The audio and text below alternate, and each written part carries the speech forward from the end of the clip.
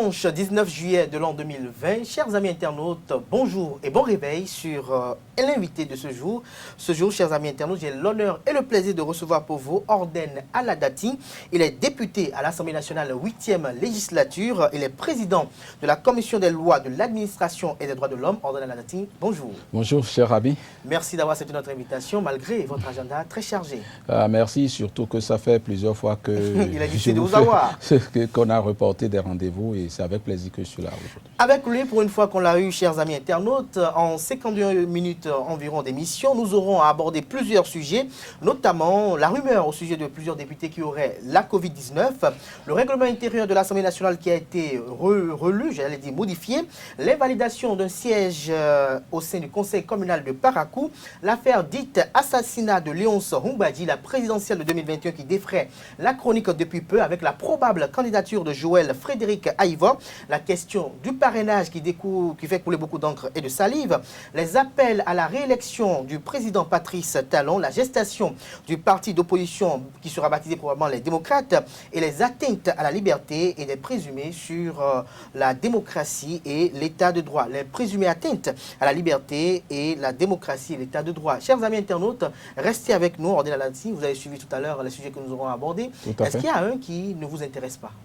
Non, mais je n'ai pas de sujet tabou, moi. Vous n'avez pas de sujet tabou. Alors dites-nous, est-ce que les députés de la 8e législature se posent tous mieux? Mieux? Est-ce qu'il n'y a pas quelques-uns d'entre eux, en dehors du député Demolé Moko qui a rendu l'âme, est-ce qu'il n'y a pas d'autres députés qui auraient attrapé la Covid-19? Est-ce qu'à Esaïe TV, tout le monde se porte mieux? Oui. Nous qu'en dehors de vous, mon cher ami Achiro, votre directeur, des journalistes ici, n'auraient pas eu le Covid? Vous savez, nous sommes dans une pandémie, nous sommes dans une crise sanitaire qui requiert de chacun d'entre nous des mesures rigoureuses de sécurité propres, des mesures de responsabilité au fait face à cette pandémie. C'est ce que moi je comprends. Vous respectez les gestes barrières et si malgré cela, malgré votre prudence, vous tombez malade, l'État a pris des dispositions pour que l'on vous soit. Voilà, ce que je souhaite pour chacun, c'est qu'on ne soit pas malade. Mais ce n'est pas un drame. Cela dit, il ne faut pas banaliser la pandémie et le mal. Il ne faut pas banaliser la pandémie, mais est-ce que vous confirmez ou vous infirmez que... Moi, je ne suis pas médecin. Et vous savez, le bilan de... Vous rencontrez des collègues députés. Mais les collègues députés, mais ma maladie, mais que vous, je ne sais pas si vous êtes malade. Moi, je prends le risque donc de venir sur votre plateau. Nous avons gardé la distanciation. Sinon, autrement, c'est avec le masque que j'aurais fait cette émission, puisque je ne sais pas si vous êtes sain ou pas. Et vous savez qu'en Afrique, la plupart des porteurs sont asymptomatiques. Ils ont le virus, mais ils ne sont pas malades. Il faut que les Béninois comprennent ça. Certains seront malades. Heureusement que nous avons un gouvernement responsable qui a pris des dispositions, qui a pris des mesures pour que ceux qui sont malades puissent être soignés. Mais faisons attention pour ne pas tomber malade, c'est ça l'essentiel. Maintenant, il n'y a pas de stigmatisation à faire sur les députés. Donc, quand on dit ce sujet-là, je dis, mais le virus, il est partout. Et on ne sait pas par quel mode on est contaminé. Moi, ça fait combien de fois je me suis lavé les mains? Combien de solutions hydroalcooliques que je n'ai pas utilisées aujourd'hui? Et pourtant, je ne suis pas à l'abri. Je prie Dieu pour ne pas tomber malade. Parce que lorsque vous avez un peu de maux de tête, lorsque vous avez un petit rhume et tout, Alors, moi, je vous donne un conseil. Ne cherchez pas les symptômes, sinon vous en aurez. Respectez les gestes barrières, respectez les consignes. C'est une question de responsabilité individuelle et collective. Ne stigmatisons personne. Les députés ont-ils le virus ou pas? Mais bien sûr, c'est sûr qu'il y a des députés qui ont été malades et peut-être qui en sont guéris. Ici, à GSTV, je suis sûr qu'il y a des gens qui ont été malades et qui en sont guéris. Voilà. Pourquoi vous affirmez ça? Le mal est général. Et vous avez vu l'ampleur par ces moments de froid. Heureusement pour nous que le gouvernement a pris des mesures. Justement, parlant de ces mesures prises par le gouvernement en tant qu'élu du peuple, dites-nous quel regard portez-vous sur les différentes dispositions prises par le gouvernement. Nous avons récemment également des mesures d'atténuation qui ont été prises pour essayer un peu de soulager les artisans qui ont été La gestion du gouvernement a été une gestion très responsable. Et pour une fois au Bénin, nous avons des gouvernants qui osent réfléchir par eux-mêmes. Avant, on aurait copié de façon béate les mesures prises en France. Mais vous avez vu aujourd'hui qu'il y a beaucoup de pays qui copient le Bénin. Nous avons perçu très tôt, le président de la République l'a dit, nous sommes une économie informelle. on ne peut pas très vite, alors que le niveau de crise était en dessous du minimum, à commencer donc par faire donc, de l'exclusion sociale, à faire des confinements et tout, alors que nous avons une économie qui fait que les gens vivent au jour le jour. Le président de la République et son gouvernement, ils ont dit non, nous ne pourrons pas gérer la crise comme ça. Et quand on a vu que ça a commencé par monter, il y a eu la quarantaine, c'est ça une gestion responsable. Après, très vite, il y a eu des commandes par anticipation dans certains pays, même en Europe. En Europe, si vous avez des amis en France et autres, ils vont vous dire même que pour acheter un masque, à un moment donné, c'était difficile. Vous connaissez des cas de vol, de cargaison, donc de masques qu'il y a eu au début de la pandémie. Donc, nous avons une gestion responsable de la crise. Et puis après, les questions et les problèmes que cela a causé aux concitoyens, dans la mesure donc, de nos moyens, puisque nous sommes un pays pauvre, ne l'oublions pas, et les artisans vont vous dire qu'un minimum est fait et que ça les a surpris et qu'ils sont plutôt très admiratifs de la manière dont le gouvernement gère cette situation. Il nous revient, nous, d'être responsables. Ce n'est pas le gouvernement qui fait notre santé. C'est chacun d'entre nous qui fait sa santé propre. Et puis après, quand vous êtes malade, le gouvernement donne le cadre pour vous permettre de vous soigner. Et c'est cela. Alors, revenons à l'actualité du moment, le règlement intérieur de l'Assemblée nationale qui a été modifié. Vous êtes président de la commission des lois. Il paraîtrait que les débats ont été un peu plus ou moins houleux au niveau de cette modification. Qu'est-ce que vous pouvez nous dire concrètement aujourd'hui? Je dirais que ce n'est pas pour la première fois que nous discutons chaudement entre nous.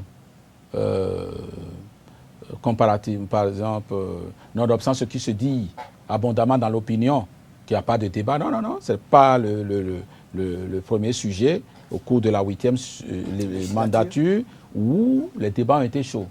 Mais la différence avec les autres fois, c'est que ces questions sont discutées abondamment donc, dans nos couloirs de discussion, dans nos groupes parlementaires, avant de se révéler en plénière. J'ai l'impression simplement que les débats n'ont pas été suffisants dans les coulisses avant qu'on ne révèle nos dissensions en plénière. Et c'est ça qui a fait l'effet et qui a laissé croire que, alors, il se passe des choses au Parlement. Ce qui est normal. Nous sommes 83, aujourd'hui 82 députés. Chacun de nous a ses perceptions de la chose. Mais l'essentiel, c'est que nous avons une vision aujourd'hui. Nous avons une réforme du système partisan qui est en cours. Et je pense pour moi que c'est ça le cadrage à suivre par tout le monde. Il y a eu des erreurs de compréhension, ce qui a fait que le président a suspendu la séance. Et je profite pour dire, j'ai vu sur les réseaux sociaux, et peut-être, je ne sais pas quel traitement vous avez fait du sujet, que ce qui a été retenu en commission n'aurait pas été restitué en plénière. Mais faux. Quand donc, avec le rapporteur de la commission des lois, nous avons planché, nous avons restitué exactement ce que nous avons convenu au niveau de la commission. Mais vous savez très bien que la plénière est souveraine et que même des gens qui participent à la commission peuvent se rébiffer en plénière, dire « moi je ne suis pas d'accord ». Et de ce point de vue, il y a eu des dissonances sur des points clés, on pourrait revenir là-dessus tout à l'heure. Et puis, c'est des questions politiques. Nous, la commission des lois, c'est une commission technique. C'est-à-dire que, est-ce que nous devons permettre à chaque parti politique représenté à l'Assemblée nationale d'avoir une multitude de groupes parlementaires ou non? Ce n'est pas des questions techniques, c'est des questions politiques. Et c'est pour ça que, voyant que nous ne disons plus les mêmes choses, la commission a suggéré au président de l'Assemblée nationale d'avoir à suspendre la séance pour permettre aux politiques que sont les députés, avant que nous ne se retrouvent techniques à la commission des lois, nous sommes d'abord politiques, au fin de nous laisser aller continuer les discussions politiques entre nous. C'est ce qui a été fait et quand on est revenu, vous avez vu, cette loi a été votée à l'unanimité des députés présents et vous représentés. Présents et représentés. Dites-nous, quel est l'intérêt de cette modification? Quelles sont les innovations majeures? Alors, le président de l'Assemblée nationale avait quelques préoccupations d'efficacité par rapport à sa machine administrative. Il y avait quelques autres questions qui étaient des questions préoccupantes et importantes pour le bureau. Le bureau, à travers une résolution, a saisi l'Assemblée nationale à travers 16 articles pour lui demander de permettre qu'on puisse évoluer dans le règlement intérieur sur ces points-là. cette résolution a été soumise pour étude à la commission des lois. Mais il se fait simplement que depuis la 6e législature, les députés ont tenté de toucher au règlement intérieur. Moi, personnellement, au cours de la 7e législature, j'ai été membre d'une commission dirigée par l'honorable Gounou, au fin donc de proposer les modifications souhaitables par rapport au règlement intérieur. Nous avons fait un travail. Alors, l'orientation donc de ce travail était un peu plus osée, hein. C'est-à-dire que nous avons fait un travail dans le fond où il fallait, par exemple, revoir la structuration du bureau de l'Assemblée nationale. Nous savions que les commissions techniques que nous avons aujourd'hui, il y a eu beaucoup de voix qui ont proposé que l'on puisse étoffer ces commissions et que l'on ait un peu plus de commissions telles que la commission suivi, évaluation, par exemple, ainsi de suite. Voilà un peu des points qu'au cours de la 7e législature, les députés ont validés.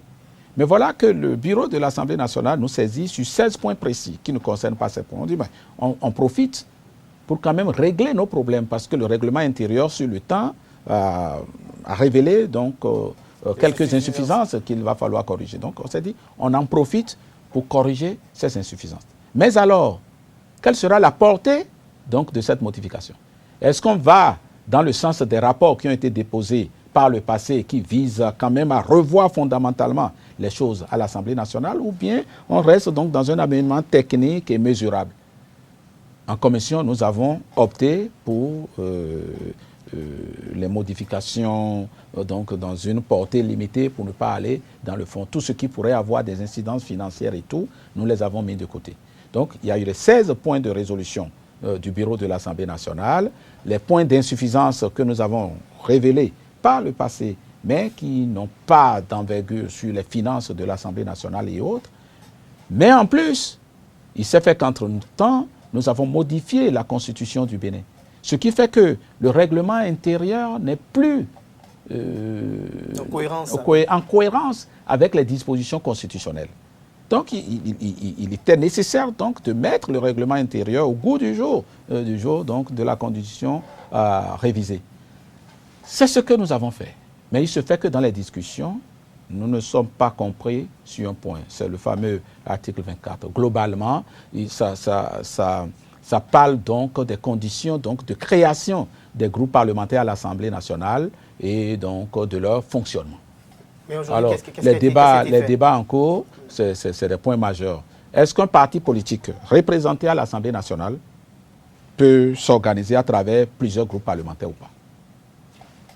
Vous devrez avoir votre réponse donc dans la perspective, pas dans la perspective, dans l'idéal donc du système partisan réformé que nous sommes en train de poursuivre, de construire chaque matin. Et vous êtes d'un même parti politique et vous venez au Parlement et vous êtes dit que vous avez plusieurs groupes parlementaires. Pourquoi? C'est ça la première question. Sur ça, nous n'étions pas totalement d'accord. Deuxième point de vue, un parti qui vient à l'Assemblée nationale, qui n'a pas les 10%, ce n'est pas nouveau pour dire que pour constituer un groupe parlementaire, il vous faut 10%. Si vous venez à l'Assemblée nationale, que vous n'avez pas 10% pour faire à vous seul un groupe parlementaire, est-ce que vous pouvez vous mettre ensemble avec les députés d'un autre parti qui, comme vous, n'ont pas pu avoir les 10% pour qu'ensemble, vous créez un groupe parlementaire? Voilà la deuxième question qui s'est posée aux députés. La troisième question, c'est que comment, quand le groupe parlementaire est constitué, comment il se structure à l'intérieur? Avant, c'était un secrétariat, un président et un secrétariat.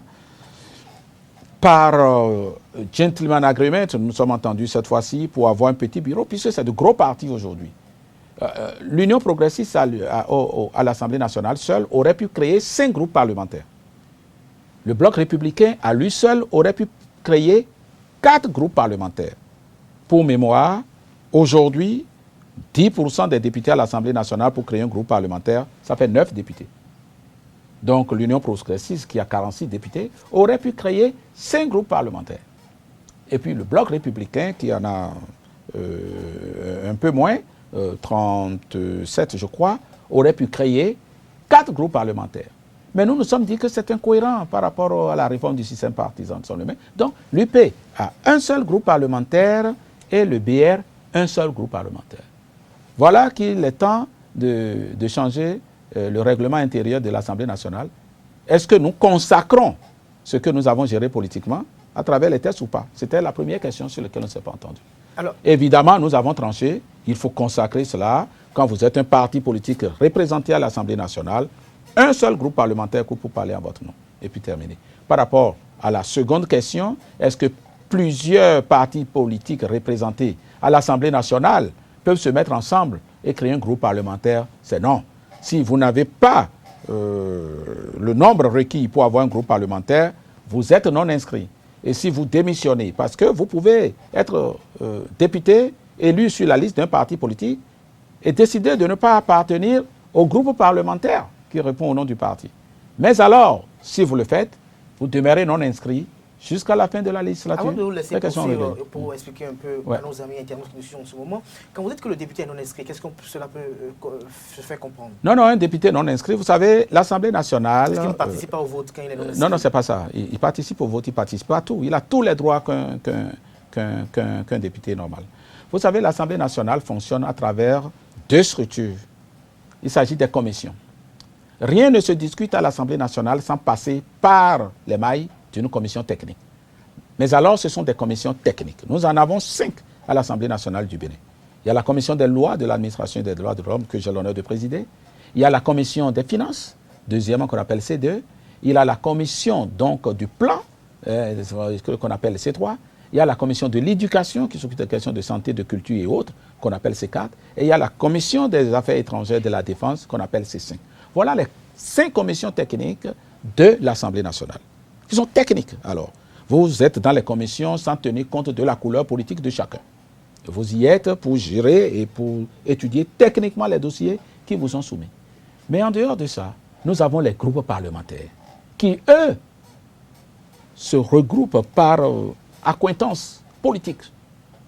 Dans l'ancien règlement intérieur, il était dit que les groupes se constituent par affinité. Mais quelle est l'affinité au Parlement s'il n'est pas le parti politique? Quelle autre affinité vous voulez qu'on ait? C'est ce que nous avons tranché pour dire affinité, c'est vague. Oui, affinité, d'accord, c'est quoi affinité? Justement, parlons de ce fait, Ordena Laratine, quand on parle d'affinité, quand on parle de rassemblement pour créer un groupe parlementaire, quand on sait que les députés sont également des élus du peuple, même s'ils émanent d'un parti politique, est-ce qu'une fois à l'Assemblée nationale, ils ne peuvent pas jouir d'une certaine autonomie, d'une certaine indépendance pour véritablement faire le travail qui est celui pour lequel les populations les ont mandatés pour les représenter au sein du Parlement? Leur vote est libre. Mais ce que je vous demande, c'est quoi? Quelle est l'affinité que vous voulez avoir dans une assemblée qui est politique? C'est vrai que vous représentez le peuple, mais il n'est pas moins dire que vous êtes élu par des partis politiques. Et quelle autre affinité vous voulez avoir là-bas si ce n'est pas votre appartenance idéologique à un courant? Aujourd'hui, nous avons le BR et l'UP. Moi, j'ai des amitiés au BR. Mais vous pensez qu'au Parlement, quand on parle d'affinité, il s'agit de mes amitiés personnelles avec un autre du BR? Non. Mon affinité, c'est ça, la vision progressiste que je partage avec d'autres. Ce que ça apporte, c'est quoi? Pour les votes, vous vous concertez pour voir dans quel sens vous votez. Pour les prises de position au Parlement, vous vous concertez pour savoir dans quel sens vous prenez position par rapport à tel débat. On veut voter le budget. Il est souhaitable qu'au niveau de votre groupe parlementaire et compte tenu de votre idéologie, de votre vision de base, vous puissiez vous voir pour dire par rapport à ce budget-là, vous êtes union progressiste. Est-ce qu'il est suffisamment social ou pas? Est-ce qu'il est? Alors, quelle autre affinité vous voulez qu'on construise en dehors de ça? Bref, aujourd'hui, ce n'est plus mon point de vue, c'est le point de vue partagé puisque cette loi a été votée à l'unanimité. Mais c'est sur ce genre de questions que ça a chopé, qu'on a discuté, et comme toute bonne démocratie, tout bon parlement, nous avons discuté. Après, nous avons continué les réflexions, les négociations et tout, et nous nous sommes entendus. Vous êtes entendus. Avant de progresser dans le débat, j'ai bien envie de vous poser une question, Ordena Laratine. Vous savez, cette démonstration que vous êtes en train de faire, certains estiment que le député, quand il est élu, doit être un peu plus libre. Parce que, à vous entendre, c'est comme si le député est ligoté par la pensée, l'idéal ou peut-être l'idéologie du parti politique. Ce qui avait lieu, c'est quoi? Vous vous fâchez contre votre courant politique, vous quittez et vous allez vous mettre ensemble avec le courant inverse et vous créez un groupe parlementaire. Quand on va dans le sens de la réforme du système partisan, est-ce qu'il faut laisser cette pratique perdurer ou pas? Nous sommes interpellés par rapport à nous-mêmes. À mon avis, ce n'est pas très cohérent de le faire comme ça. Je pense que c'est ce genre de questions que nous avons voulu régler. Si le député était aussi libre que ça, pourquoi l'ancien règlement intérieur a demandé qu'ils se mettent ensemble avec d'autres par affinité? Pourquoi? Alors, avoir un groupe parlementaire, c'est quoi son intérêt au Parlement? C'est avoir donc des points de vue presque similaires pour pouvoir se concerter et prendre des positions dans certains instants au profit du pays. C'est de ça qu'il est question. Sinon, cette liberté dont on parle là, elle n'est pas requise quand il s'agit d'opiner dans les commissions, qui sont les outils même techniques qui permettent de gérer l'Assemblée nationale. Personne n'en parle quand on parle de commission. Mais les groupes parlementaires, s'il vous plaît, c'est sur la base des idéaux. C'est sur la base des idéologies. Et puis par rapport à ça, oui, si on permet les mêmes micmacs, les mêmes jeux de chaises, nous n'aurions rien fait. Encore que la fois dernière, pour les communales, vous avez vu donc, la prédominance du parti politique. Il faudrait que la prédominance du parti politique s'observe dans tout le champ politique de notre pays, à mon avis. Alors, dernière question pour clore ce sujet. Dites-nous, lorsqu'il arriverait, par exemple, qu'un député Union progressiste au Bloc républicain démissionne de sa formation politique, qu'est-ce qui va se passer? Il reste non inscrit jusqu'à la fin du mandat. C'est aussi simple que ça. Il fait partie d'un groupe parlementaire. Il n'est pas parti d'un groupe parlementaire, mais en assemblée, en plénière, il vote. Mais au cas où il démissionne, par exemple, de l'Union progressiste et qu'après il décide d'adhérer au Bloc républicain, est-ce qu'il peut adhérer? Si c'est sur la liste de l'Union progressiste qu'il est élu, il demeure non inscrit jusqu'à la fin. À une autre législature, s'il revient en tant que député Bloc républicain, il fera partie du groupe parlementaire Bloc républicain. C'est aussi simple que ça. L'autre reproche que certaines langues vous font, c'est... Nous font qui, nous? Députés de la 8e législature, c'est de transcrire les humeurs du chef, c'est-à-dire du président de la République. Ils estiment que tout ce qui est voté comme loi, c'est comme en quelque sorte une transcription des humeurs du chef de l'État. Qu'avez-vous à dire par rapport à cela? La question que je pose, en quoi ça arrange de façon particulière le président Patrice Talon? Si ce n'est pas de notre pays qu'il est question. Est-ce que nous avons suffisamment évalué nos errements du passé, où les choses au Parlement se font et se défont?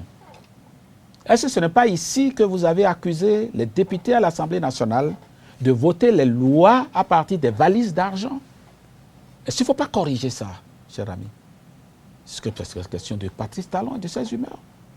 Quand on veut poser ce genre de questions, il faut se demander en quoi ce que l'on fait là arrange de façon personnelle le président de la République. Vous ne pouvez pas me le dire. C'est du pays qu'il est question. Nous sommes dans une réforme totale. Il ne faut pas faire des réformes à moitié. Vous avez vu pour les communales la fois dernière. Les partis ont parlé. Et les militants apprennent à se taire par rapport. C'est ça qu'on veut construire. La discipline dans les partis politiques. Pour avoir des partis politiques forts. Aujourd'hui, quand on parle, les gens me citent abondamment le Ghana. Mais le Ghana a dû suivre de la discipline. Ça ne se passe pas comme ça. Au nom de la liberté, tout n'est pas permis. Ne faisons pas ça. Si nous faisons ça, nous entretenons le démocratisme. Nous ne faisons pas la démocratie. Parce que la démocratie, c'est efficacité, c'est développement. Alors que le démocratisme, c'est de l'anarchie. Alors, dans votre logique de développement, j'aimerais quand même évacuer en même temps un sujet qui a été inscrit pour cette émission, c'est les dénonciations au sujet des atteintes à la liberté, à la démocratie et à l'état de droit. Les dénonciations, c'est de la bonne guerre.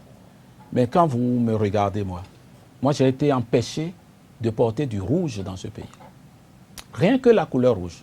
Parce que je n'ai pas eu la possibilité donc, de parler sur les chaînes de télévision et de radio. Je n'ai pas eu donc cette possibilité. Et puis après, je dis, mais je ne suis pas d'accord avec ce qui se passe. Les militants et nous, vous connaissez, je ne vais pas citer des noms ici, on se dit, ben, portons simplement les mercredis du rouge pour montrer que nous ne sommes pas contents. Les jeunes, on les a traînés dans la boue. C'est dans ce même pays. On a fait un concours. Et vous savez, on ne va pas revenir sur ça. Les syndicats, tout le monde a été dit, ce n'est pas normal de ne pas donner une équité, une égalité de chance à tous les enfants de ce pays. Nous ne sommes pas d'accord, il faut corriger ça. Les gens sont manifestés. On les a gazés. On les a matraqués. Et puis après, le chef a dit que c'était du sang du mouton. Quand ces personnes-là me parlent de liberté, de démocratie aujourd'hui, mais moi, j'hallucine.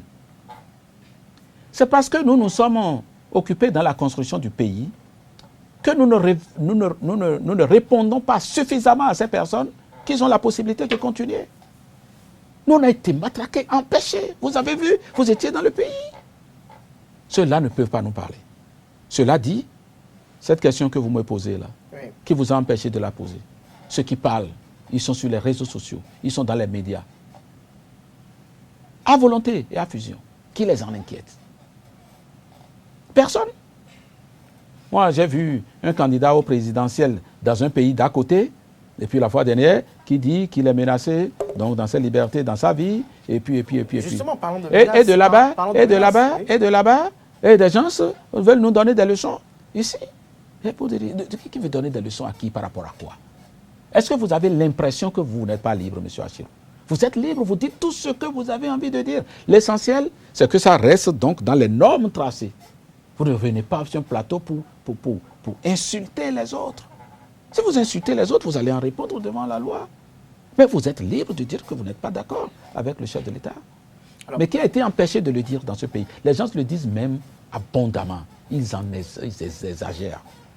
Donc quand quelqu'un a été mêlé à des questions donc, de crimes économiques et consorts et qu'on veut le poursuivre, de quoi je me mêle par rapport à ça? C'est une chose différente. Mais voilà. Alors, parlons toujours de liberté. Je prends un autre sujet qui a été annoncé à l'entame de cette émission. Il y a Léon Soumbadji qui estime qu'il y aurait eu une tentative d'assassinat. Il y a même eu un témoignage au sujet parce qu'il serait l'une des voix les plus critiques contre le régime du président Patrice Talon. Vous avez suivi le témoignage de ce agent de la police sur les réseaux sociaux. Vous avez suivi également l'émission qui a été organisée sur Africa numéro 1. Dans ce cadre, dites-nous, en tant qu'acteur politique, soutenant le régime actuel, et en tant que, pas des moindres du régime actuel, qu'est-ce que vous pouvez nous dire face à, moi, je n'ai rien à dire. Cette affaire? Je n'ai rien à dire. Sans oublier également que Maître Katouatita, qui a été cité, a également eu à réagir. Ils vont régler ces problèmes entre eux. Nous, on est suffisamment occupés pour s'occuper de ce genre de choses.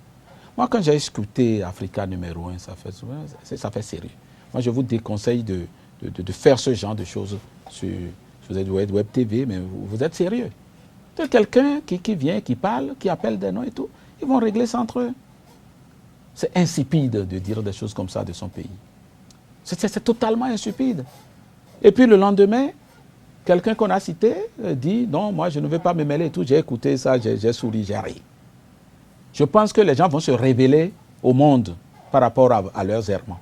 Je n'ai pas à dire plus que ça. Léon Soumbadji, c'est un ami, quelqu'un qui a été très proche de moi, je le connais très bien, d'accord? Il me respecte beaucoup, mais donc je ne vais pas juger les autres. Hein? Je ne vais pas juger, je ne vais pas citer des noms, mais nous avons vu leur gouvernance. Vous êtes dans le milieu de la presse par rapport à Léon Soumbadji et tout, et vous savez comment ça se faisait. Malheureusement, bon, nous ne parlons pas beaucoup, non? Monsieur Achirou, comment ça se faisait, vous le savez, non? Non, je vais vous poser. Et c'est Léon Soumbadji qui vous gérait, non? Non, mais attendez. En ce moment, il y avait.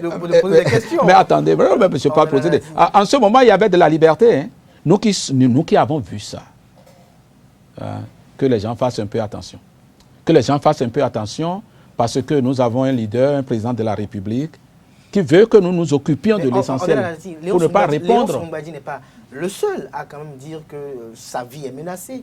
Il y a également d'autres voix critiques contre le régime actuel qui, généralement, disent sur les réseaux sociaux que leur vie serait menacée, comme quoi leur maison ils auraient reçu la visite de certains imposteurs et bien d'autres. Mais quand les gens sont de leurs affaires, qu'est-ce qui nous concerne, qu'est-ce qui concerne la République? La République a pour devoir de sécuriser tout le monde, mais qu'ils aillent porter plainte.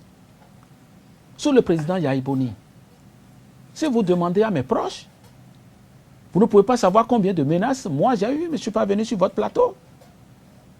Donc selon vous, ça fait partie du jeu politique? Ce n'est pas le jeu politique, ça fait partie des jeux individuels. Ça dépend de ce dans quoi chacun est. On peut mettre tout le tout sur le dos de la République. Vous ne pouvez pas tout mettre sur le dos de la République. C'est ce que je dis. Cela dit, si quelqu'un est vraiment menacé et tout, il y a la police républicaine qui est pour tout le monde. La police républicaine ne connaît pas mouvancier, ne connaît pas opposition, ne connaît personne. La police républicaine est là pour assurer la sécurité de tout le monde. Et si les preuves sont données, que vous, citoyens, vous êtes menacés, la police républicaine va assurer votre sécurité. C'est le saut, c'est le saut qui se fait et qui laisse croire. Nous n'avons pas le temps de s'occuper de ces personnes. Comment nous travaillons pour la République, nous n'avons pas le temps. Pourquoi vous croyez que c'est quelqu'un? Attendez, de vous à moi, prenez chacun et pesez chacun, non? Et vous croyez ça? Et quand Kato Atita, donc, c'est le pouvoir qui a demandé à Maître Kato Atita d'aller aussi faire le démenti. Non, moi je vous pose une question, mais c'est Kato Atita qui a parlé, mais c'est l'avocat. Mais attendez. Non, non, non. Je pense qu'ils vont se révéler. Et ces questions, je souhaite qu'on c'est insipide et puis ils vont se découvrir. Il y a du boulot envers la République qui nous occupe et malheureusement on n'a pas suffisamment du temps pour répondre. Mais moi je ne dirai pas plus sur ça. Les gens vont se découvrir. Ils vont se découvrir. Alors, avant de passer à la présidentielle 2021 qui fait l'objet de beaucoup d'attractions depuis un certain temps, nous avons une récente actualité. Le jeudi dernier, la Cour suprême a invalidé un siège à Parakou.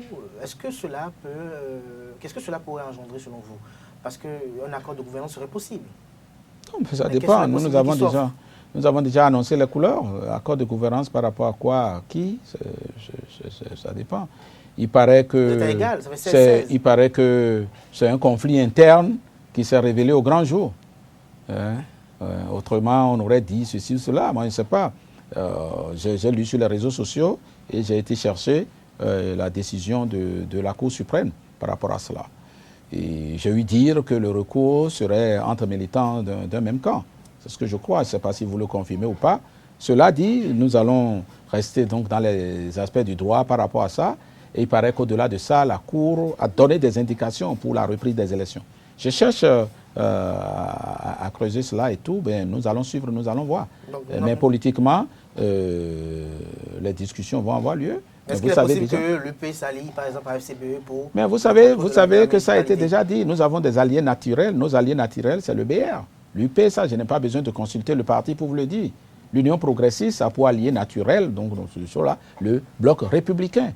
Nous n'avons pas pour allié naturel les FCBE. Je ne crois pas que les blocs républicains aient pour allié naturel les FCBE. Mais voilà, donc par rapport, il y a une situation politique qui se pose. Le partenaire immédiat, qu'il soit parlementaire, à nous, c'est le bloc républicain.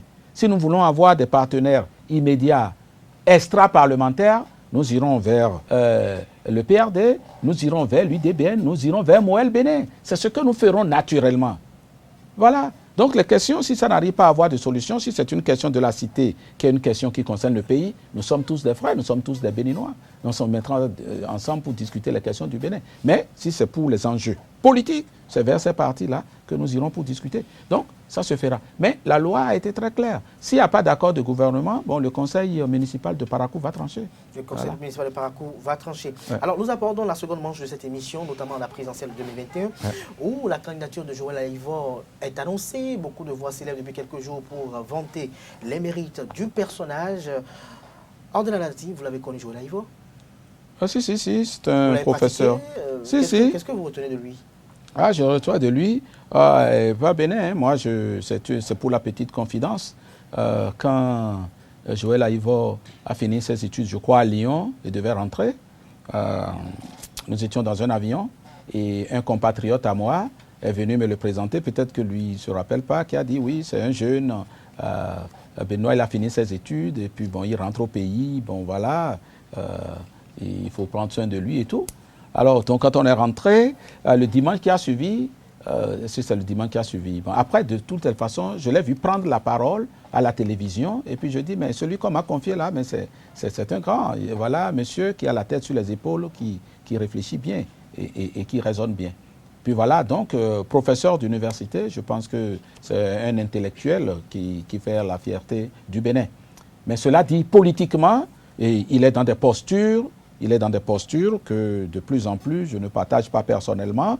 Je l'ai vu prendre des positions sur des lois de la République, alors que le rôle du sachant n'est pas quand une loi est votée de dire des choses pour qu'elle ne soit pas appliquée. On peut laisser son application sur son cours et puis après faire des critiques pour qu'on l'évalue et pour qu'on la change. Donc, dans ce genre de posture, et j'ai eu l'occasion de le lui dire, donc dans les forats à BDC, je crois qu'il a l'habitude d'organiser, pour dire que je n'accepterai plus de venir donc, dans ce genre de fora pour accepter d'être vitriolé par des gens qui ne sont pas contents avec le régime.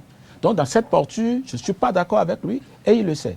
Maintenant, est-il candidat ou pas, je ne sais pas. Bien, voilà. Mais sa candidature, vous Non, moi, je ne m'occupe pas de ça. J'occupe de la candidature de mon parti. Et puis après, s'il est candidat, en 2021, on ira en campagne et on va s'affronter. Alors, si éventuellement il est candidature, Joël Frédéric Aïvo, est-ce qu'il pourrait jouir de parrainage de député de l'Assemblée nationale? Mais ce n'est pas moi. Moi, je suis discipliné de mon parti. Et moi, mon parrainage, en tant qu'Orden Aladati, il ne se fera pas esnilo en vrac.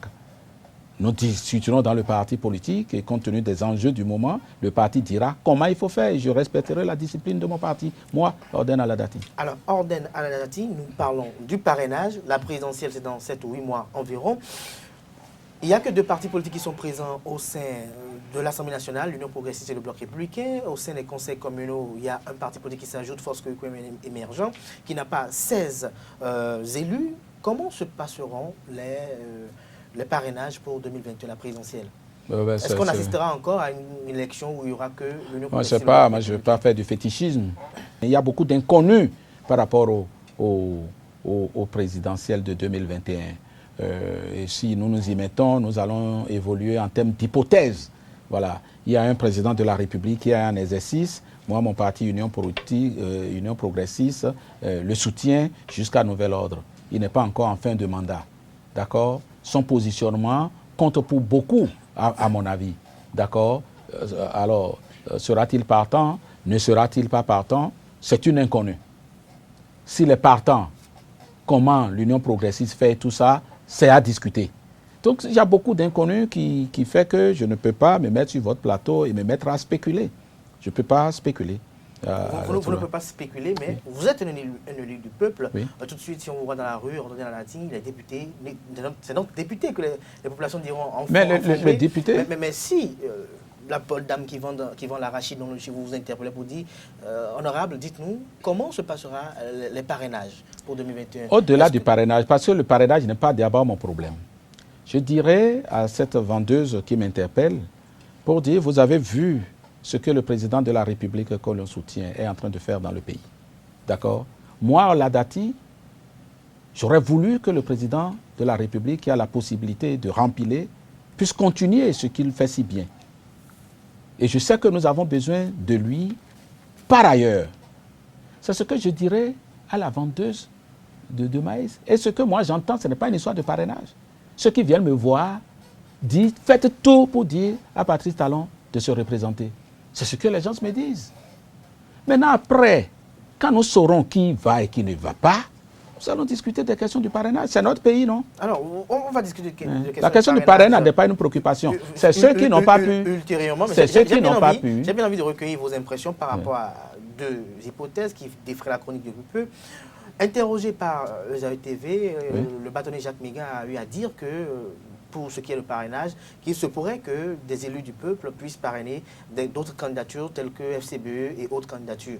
Et le président de l'Assemblée nationale a eu à dire que aucun député ne pourrait faire autre chose que ce que le parti aurait édicté. Vous vous retrouvez dans laquelle des lectures? Il n'y a pas de lecture. Ces lectures ne sont pas contradictoires. Jacques Mégan, vous voyez son profil. Il est politique, certes, mais c'est un avocat. Je pense que ce que Jacques Mégan vous a dit, il vous a dit le droit. Moi, en tant qu'Orden député à la Dati, je ne sais pas sous quelle forme l'expression du parrainage se fera, mais j'aurai la possibilité individuelle, et c'est pour ça qu'on va me donner le sésame pour parrainer. Du point de vue du droit, je pourrais parrainer qui je veux. Ça, c'est du point. Mais est-ce que vous n'êtes pas laissez-moi m'exprimer. Non, laissez-moi m'exprimer, ou sinon vous n'allez pas comprendre. Vous avez posé une question qui est une question délicate. Ok, allez-y. Je dis donc, du point de vue du droit, moi, Orden Aladati, je pourrais parrainer qui je veux.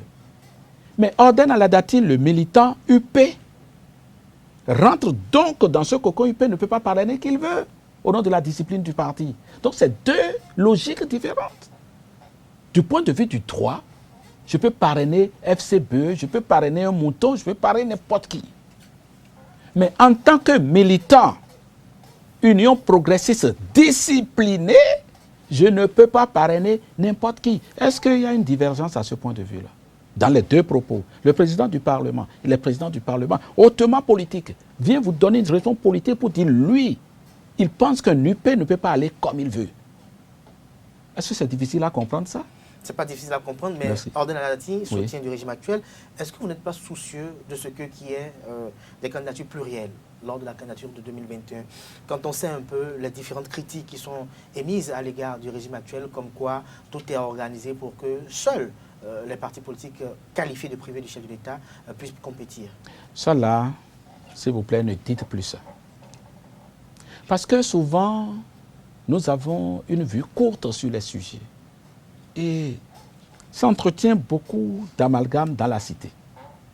Avant que le président Patrice Talon ne vienne au pouvoir, allez lire le discours du président Hongbeji par rapport aux partis politiques. Avant le discours d'investiture du président Hongbeji, allez lire les publications de l'Union fait la nation et d'autres partis soucieux de l'évolution de ce pays. Vous dire que le système partisan tel qu'il est ne nous amène nulle part. Le président Hongbeji a été jusqu'à dire qu'il faut trouver les mécanismes qui fassent que dans le pays, nous ayons 3 à 4 partis financés par l'État et que ça va. Est-ce que le président Patrice Talon était au pouvoir, monsieur Achiro? Mais le président Patrice Talon vient avec les mêmes personnes qui sont dans la sphère aujourd'hui. Et nous disons, il faut qu'on aille dans ce sens. Et pourquoi vous voulez porter cette charge-là au président Patrice Talon, qui lui, pour une fois, soutient... C'est pas moi qui porte. Mais attendez, donc je parle de l'opinion. Et donc, pour une fois, supporte cette vision pour dire, nous ne pouvons pas continuer à avoir cet amalgame-là au niveau de la classe politique. Ça ne nous construit pas, ça ne permet pas au pays d'avancer. Il ne s'agit pas de Patrice Talon. Je vous ai dit qu'avec ou sans ça, le président Patrice Talon va gouverner et finir son mandat. Donc, il s'agit du pays, il ne s'agit pas du président Patrice Talon. Alors, donc, les gens ne voient pas le président Patrice Talon, qu'ils voient le pays. Donc, quand nous avons fait ça, et que les gens ont boycotté les élections, au moins les élections communales ont été ouvertes, non? Vous avez supervisé, je vous ai vu vous circuler avec votre caméra. Vous avez eu l'impression que les élections récentes n'étaient pas transparentes. Maintenant, quelqu'un qui a saboté peut-être et qui a fragilisé, par exemple, quand je prends les FCBE, mais moi, je ne vous vois pas prendre la parole pour interpeller ces personnes pour dire, vous avez vu le mal que vous avez fait au pays. Mais les gens n'auraient pas démissionné, dit ce qu'ils ont dit, par exemple des FCBE, que les FCBE auraient eu les 16 personnes pour parrainer. Donc, on fait ce qu'on a envie de faire, et puis à la fin, on veut critiquer ceux qui font les sacrifices. Quand nous avons voté les lois querellées là, moi j'étais alternative citoyenne. Je ne me lasserai jamais de vous le dire. Mais c'est parce que j'ai vu que les textes que nous sommes en train de voter, en tant qu'alternative citoyenne, je ne peux pas m'en sortir. Donc avec les amis, nous avons organisé un conseil national, c'est à Bombay, pour décider de la fin de l'alternative citoyenne. Et nous sommes venus nous fondre dans l'Union progressiste. Tous ceux qui ont refusé de le faire crient aujourd'hui pour dire nous n'avons pas les parrainages. Pourquoi vous ne leur dites pas la vérité au nom de ce pays?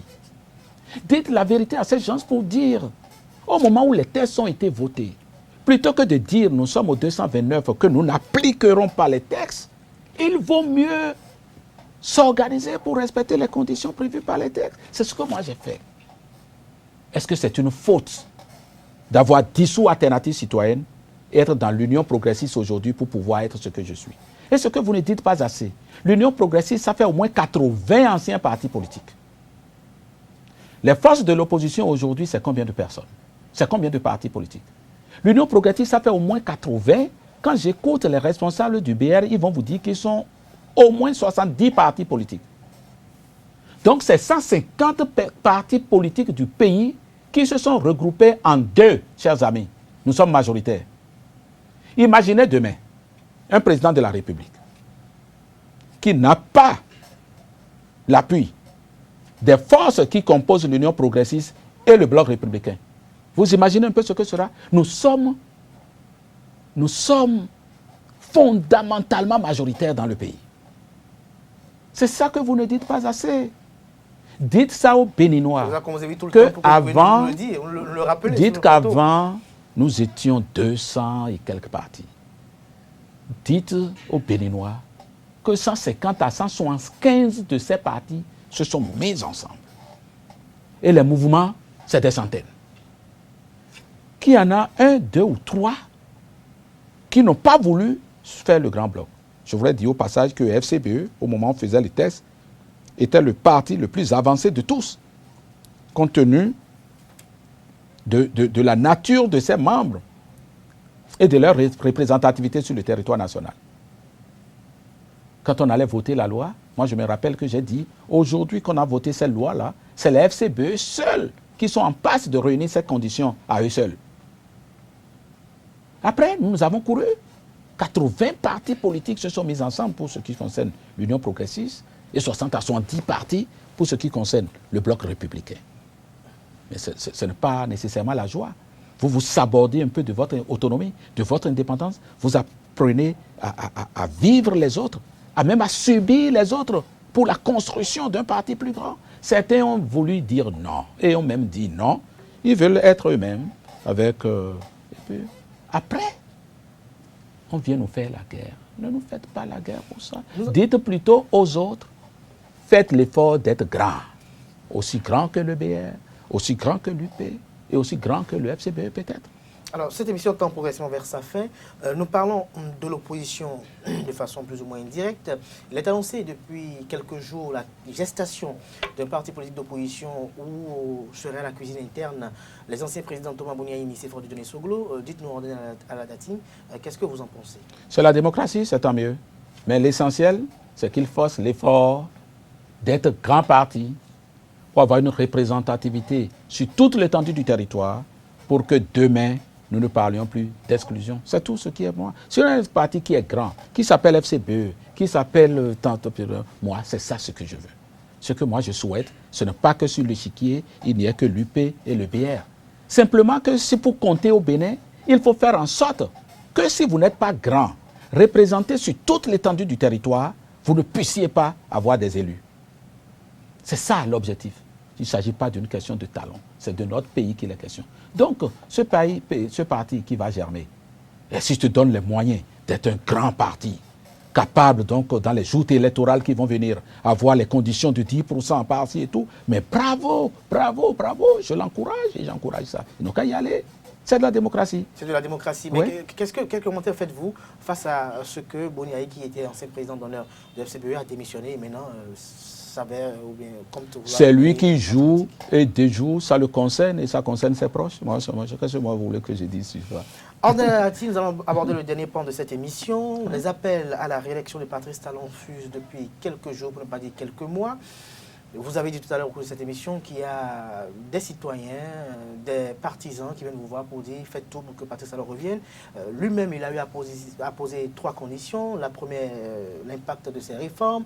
La seconde, j'allais dire, l'ambiance sur le plan politique. Et la troisième, sa disponibilité personnelle. Est-ce que vous pensez que ces conditions seraient réunies pour que Patrice Talon se représente en 2021? Moi, je n'ai qu'un seul souci, qu'il accepte de se représenter. Tout ce que vous dites là, vous écoutez les Béninois. Son action parle. On a eu 2 premières années difficiles, puisque c'était la conception. Les Béninois qui n'avaient pas vu les choses ont cru un peu à la démagogie ambiante. Certains ont dit que c'était que des comment on appelait, des posters, c'était que des affiches, ce n'est que des maquettes. Certains l'ont dit. Aujourd'hui, ceux-là... aller les interroger. C'est pour ça qu'au niveau de la presse, j'aurais bien voulu que ceux qui ont dit que c'était des maquettes, qu'ils viennent vous dire que maintenant, s'ils ont l'impression que ce soit encore des maquettes, mais ça c'est bien pour la démocratie, tout ça. Mais quelqu'un, il y a 2 ans, dit non, tout ça c'est de la démagogie, c'est faux, c'est la maquette. Maintenant que bientôt vous aurez un goudron devant Esaïe TV, mais amenez ces personnes-là et demandez-leur, ben, vous avez dit la maquette, mais moi nous voulons, nous voyons de l'asphalte là. Alors, qu'est-ce que vous en dites qu'ils parlent? On a envie d'écouter ces gens-là aujourd'hui. Il ne faut pas avoir dit tout ça là et se terrer très tranquillement aujourd'hui. Et pour qu'on ne permette pas aux Béninois de voir ce qui se fait, ils vont dire liberté. Alors que c'est moi qui ai été privé de mes libertés dans ce pays-là, sans rechiner. Nous avons subi le président Yaïboni, qui nous a empêchés de porter du rouge. Ceux qui parlent aujourd'hui, qui disent qu'ils sont vilipendés, les autres, ils ont subi quoi? Ils n'ont rien subi.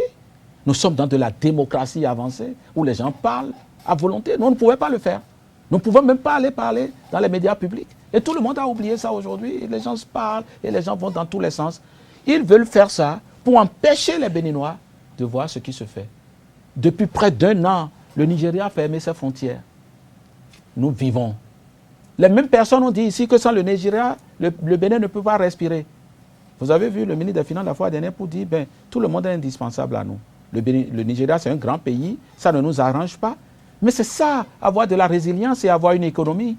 Voilà. Le pays de plus en plus est respecté.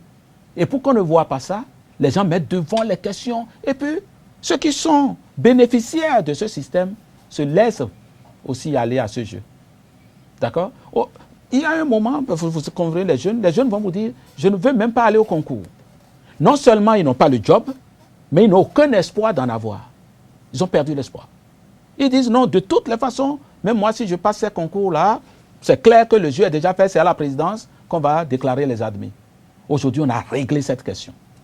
Nous n'avons pas encore du boulot pour tout le monde, mais si tu vas à un concours et que tu es méritant, sans aucune intervention, tu seras sélectionné. C'est ça qu'il est question, c'est ça que nous voulons faire. C'est ça, et c'est comme ça qu'on construit un pays.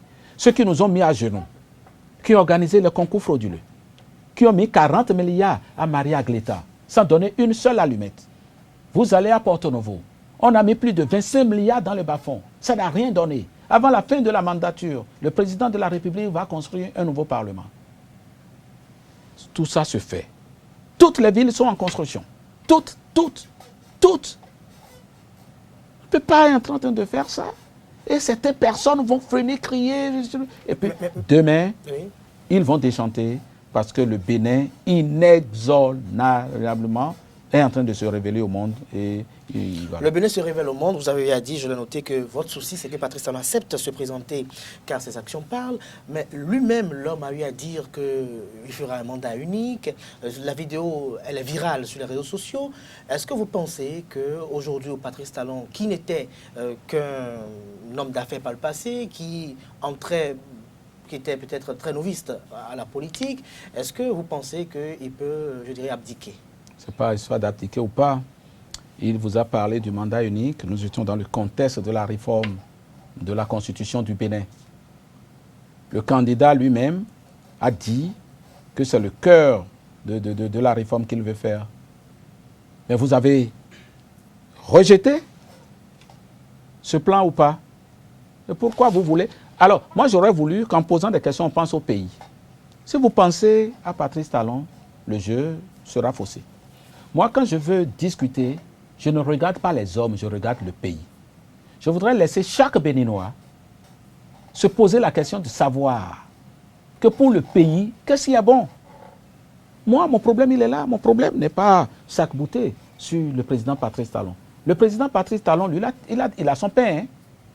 Il a son pain. Moi, je ne veux pas m'arc-bouter sur le président Patrice Talon. D'accord? Moi, j'attends, au niveau de mon parti, le débat sera fait. Nous sommes en train de discuter, le débat, il est en train de se mettre en place là, ça sera fait, on va voir ce que nous faisons. Mais que chacun, en voulant aborder cette question, pense au pays. Qu'est-ce qui est bon pour nous en 2021? Il ne s'agit pas de Patrice Talon. Moi, j'ai ma position sur la question, d'accord? Et que je vais défendre. Donc, dans les cercles adéquats qui déterminent les candidatures en 2021. Mais la question que chacun devrait se poser, qu'est-ce qui est bon pour nous, au-delà des hommes? Donc, il a dit un mandat unique pour donner l'exemple. Mais vous avez refusé abondamment. Aujourd'hui, les gens qui n'aiment pas ce pays-là se mettent derrière ça avec des vidéos. En quoi ça? Pour moi, ce n'est pas. Si vous voulez, quand ils ont rejeté le vote de la Constitution, j'aurais souhaité que vous sortiez l'élément. J'ai dit, je me sens soulagé. Quand je suis sorti, quand la Constitution, la première, a été rejetée, j'avais un sentiment interne d'être soulagé. De ça là aussi que le président de la République a eu à dire. Je me suis senti soulagé. Travaillons pour le pays, ne regardons pas les hommes. Parce que les hommes, ils passent, le pays, il reste. C'est ça. Qu'est-ce qui est bon pour le pays? Chaque Béninois va faire son bilan personnel, mais qu'on ne laisse pas les oiseaux de mauvaise augure nous détourner de la réflexion pour dire les questions de liberté, comme si les gens sont enchaînés au Bénin, alors que c'est eux qui ont été les chantres de la privation de liberté dans le pays, ce qu'ils ont fait. Les gens parlent d'assassinat aujourd'hui, alors que sous le régime passé, il y a eu des cas, je peux vous citer au moins 5 cas de crimes odieux, non élucidés, jusqu'à ce jour. Et puis ces personnes-là viennent me parler de méchanceté, d'assassinat. Ce n'est pas bon, ce n'est pas juste. Et de plus en plus, nous allons prendre la parole pour répondre à ces personnes-là. Merci à vous, Ordonné Ladji. J'espère que vous allez répondre davantage à nos invitations à ESAE Télévision. Chers amis internautes, on retiendra de cet entretien qu'à l'entame, le député à l'Assemblée nationale, Ordonné Ladji, a dit qu'en ce qui concerne la crise sanitaire liée à l'infection du coronavirus Covid-19, il dit ce qui suit: nous sommes dans une crise sanitaire qui invite à plus de rigueur. Il invite les Béninoises et les Béninoises au respect strict des mesures barrières pour briser la chaîne de contamination. Il a sensibilisé ses concitoyens et salué la responsabilité, la gestion faite par le régime actuel en ce qui concerne la crise sanitaire liée à l'infection du coronavirus. En ce qui concerne les débats au niveau de l'Assemblée nationale, il a dévoilé que les débats sont souvent très chauds entre députés à l'Assemblée nationale. En ce qui concerne également le règlement intérieur, il a eu à dire que cela n'était pas commode et cohérent avec la constitution du 11 décembre 1990 qui a été modifiée. Et donc, il fallait quand même revoir un peu ce règlement intérieur pour qu'il soit en cohérence avec la constitution, et également en ce qui concerne la création des groupes parlementaires, notamment également la réforme du système partisan qui a été opérée. Il a notifié au cours de cette émission qu'au Bénin, désormais, nous avons le retour à l'équité sur ce qui est de la participation des concours. Tous les Béninois sont égaux désormais quand ils participent au concours. Il a rappelé certains faits du passé en ce qui concerne la privation des libertés et également les questions qui menaçaient un peu l'état de droit dans le pays. Au sujet de l'affaire Léon Songbadi, il a souri et ri. Il invite à ne pas mettre tout sur le dos de la République. Il a narré quelques anecdotes au sujet de Joël Frédéric Aïvo. Pour lui, il fait la fierté du pays, mais il prend des postures qu'il ne partage pas. En ce qui concerne le parrainage, pour lui, son parrainage dépendra de la discipline édictée par le parti politique. Et donc, il ne voulait pas spéculer parce qu'il y a beaucoup d'inconnus au sujet de l'élection présidentielle de 2021. Les prochains jours lui permettront de mieux apprécier. Il a rappelé des déclarations qui appelaient à la réforme du système partisan, notamment celle de l'Union fait la nation et celle de l'ancien président de l'Assemblée nationale, président du parti politique Parti du Renouveau démocratique PRD. Il dit que les gens viennent le voir pour susciter la réélection de Patrice Talon. En ce qui concerne dans les débats au sujet de la réforme du système partisan, il a notifié que l'Union progressiste, c'est plus de 80 anciens partis politiques et le Bloc républicain, plus de 70 anciens partis politiques, sans compter les mouvements politiques. Et donc, ils sont majoritaires fondamentalement. En ce qui concerne Force Cori pour un Bénin émergent, pour lui, ce parti politique était le plus avancé eu égard de sa représentativité nationale lors du vote de la réforme du système partisan. Il ne souhaite pas qu'il n'y ait que l'UP et le BR lors de la présidentielle de 2021. Son souci, c'est que Patrice Talon accepte de se représenter, car ses actions parlent et les Béninois en témoignent.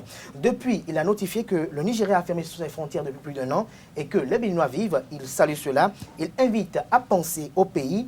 Travaillons pour le pays et ne regardons pas les hommes, a-t-il déclaré pour clore. J'espère que j'ai été fidèle à vos propos.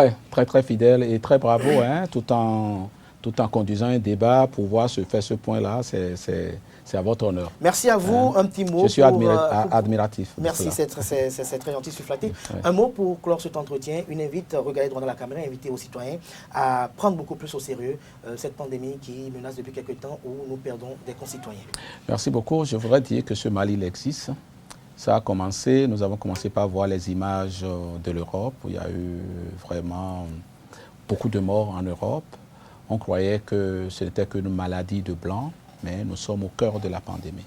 Ce mal, il existe et personne ne sait vraiment le mode de contamination. On l'a dit, le virus, il est partout. C'est pour ça que nous devons faire très attention et respecter les consignes données par le gouvernement.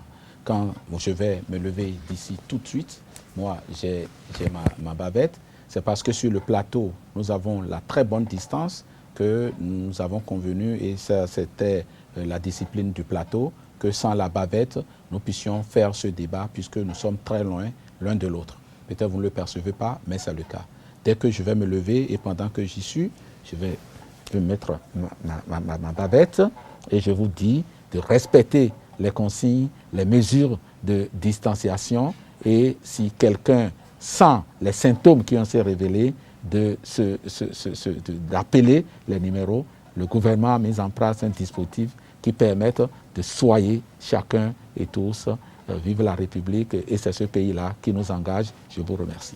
Merci à vous, Orden Aladati, chers amis internautes. Respectons les mesures barrières pour briser la chaîne de contamination. C'était Orden Aladati, député à l'Assemblée nationale de la 8e législature, président de la Commission des lois, de l'administration et des droits de l'homme. On se retrouve dimanche prochain pour notre numéro de l'invité. Portez-vous bien et à demain lundi pour un autre rendez-vous, celui de Free Matin qui est prévu pour tous les jours.